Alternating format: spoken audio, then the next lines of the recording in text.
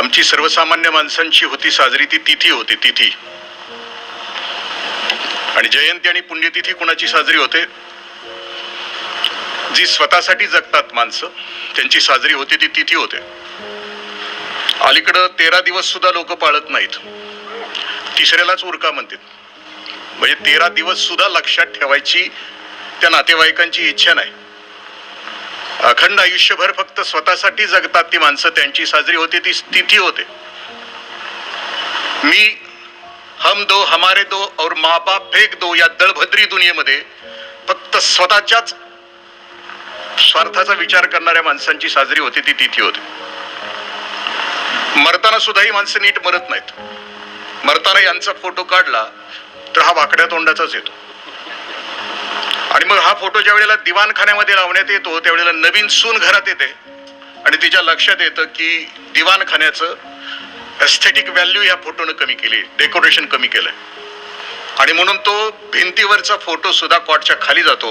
म्हणजे फोटोचं अस्तित्व सुद्धा 6 महिन्याच्या पुढं आमच्या सारख्या स्वार्थी माणसाचं नसतं.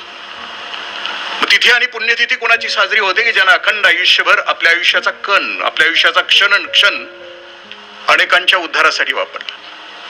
आपल्या आयुष्याची अखंड पुण्याई अनेक घरांच्या मध्ये दिवा लावण्यासाठी केली. आपल्या आयुष्यातला प्रत्येक क्षण लोकांच्या कल्याणासाठी ज्यांनी वेचला ते पुण्यपुरुष असतात आणि म्हणून त्यांची असते ती पुण्य स्मृती असते. जयराम दादा, दिलीप दादा हे वारसदार आहेत.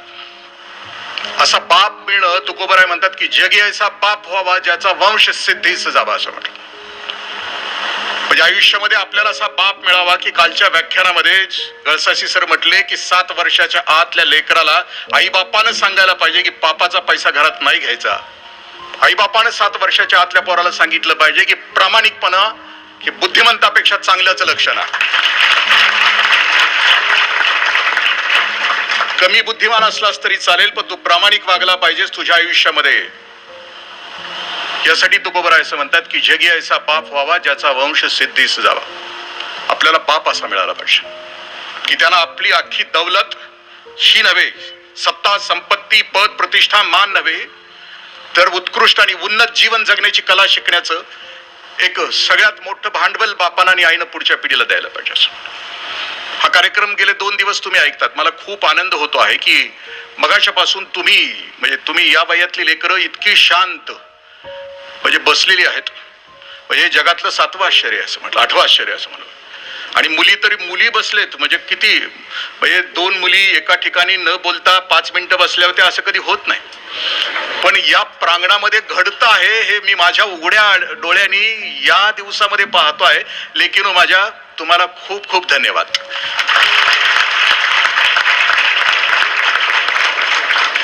व्याख्यान का ऐकायचं असतं?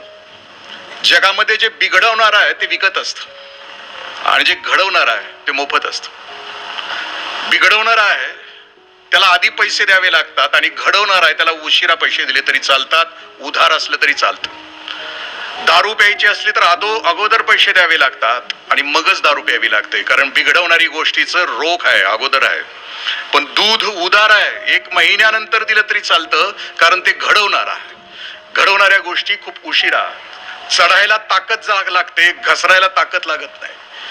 टीबी आपल्या आयुष्यामध्ये स्वतःला टीबी करून घ्यायचा असला तर टीबीच्या पेशंट शेजारी बसलं की टीबी होतो.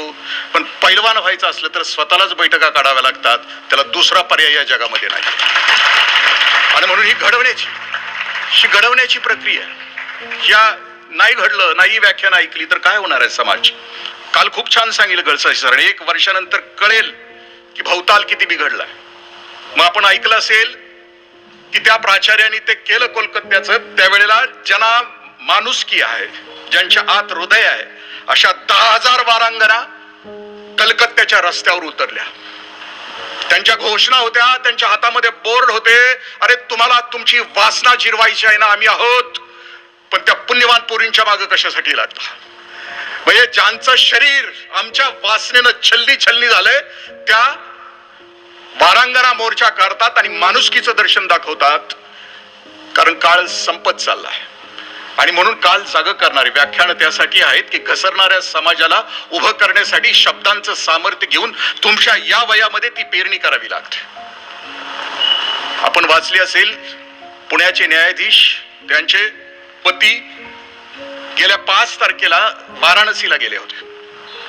काही धार्मिक विधी होता, विधी करता करता त्या नदीमध्ये गंगेमध्ये कोसळले.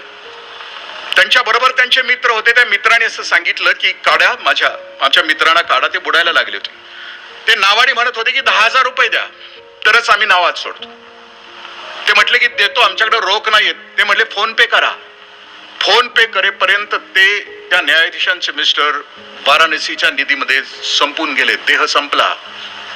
बाळानो, आम्ही कुणाचीच किंमत, काल जे सांगितलं होतं ना, माणूस नावाची जात प्रेम, जिव्हाळा, माणुसकी या सगळ्या गोष्टीवर जगते आहे. आणि त्या कालावधी आपण मध्ये आहोत.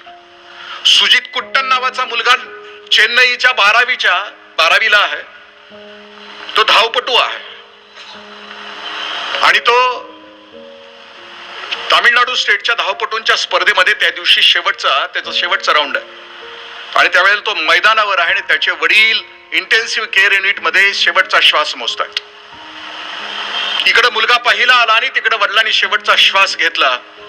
अख्ख्या चेन्नईमध्ये पालकांची अनेक शिबिरं झाली आणि त्याच्यामध्ये परिसंवाद झाला की सुजित कुट्टननं या वेळेला कुठं असायला पाहिजे होतं? मैदानावर जिंकण्यासाठी, जगाला दाखवण्यासाठी, स्पर्धा जिंकण्यासाठी असायला पाहिजे होतं का आपले वडील शेवटचा श्वास घेत आहेत, त्यांच्या शेजारी त्यांच्या डोक्यावर हात ठेवून मृत्यूच्या समयी आपल्या वडिलांच्या सोबत असायला पाहिजे होतं?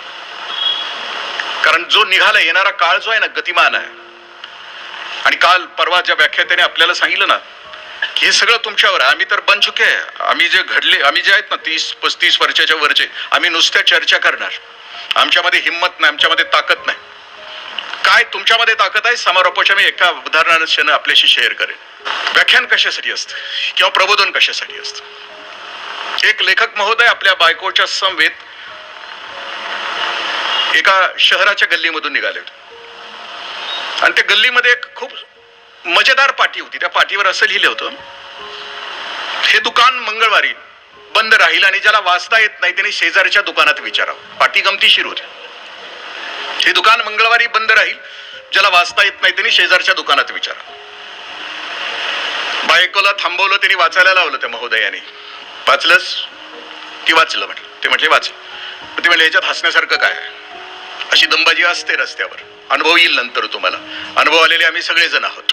संध्याकाळ झाली, घरी आलं, घरी गेले महोदय. संध्याकाळ झाल्यानंतर त्यांची धर्मपत्नी डोक्यावर पांघरून घेऊन हसायला लागली आत. पती महोदयांना वाटलं की हिला सकाळचं आत्ता कळलं का काय? काही लोकांना उद्या कळेल. तिने म्हटलं का हसलीस? ती उठून म्हटली काय लिहिलं होतं त्या पाठीवर? हे दुकान मंगळवारी बंद राहील आणि ज्याला वाचता येत नाही त्यांनी शेजारच्या दुकानामध्ये विचारावं. म्हणजे तुला आता कळालं का? ती म्हणजे नाही हो, माझी शंका वेगळीच आहे. म्हणजे काय शंका आहे ती? ते म्हणजे ते दुकान सुद्धा बंद असेल तर आम्ही विचारायचं कोणाला? हा महत्वाचा प्रश्न आहे.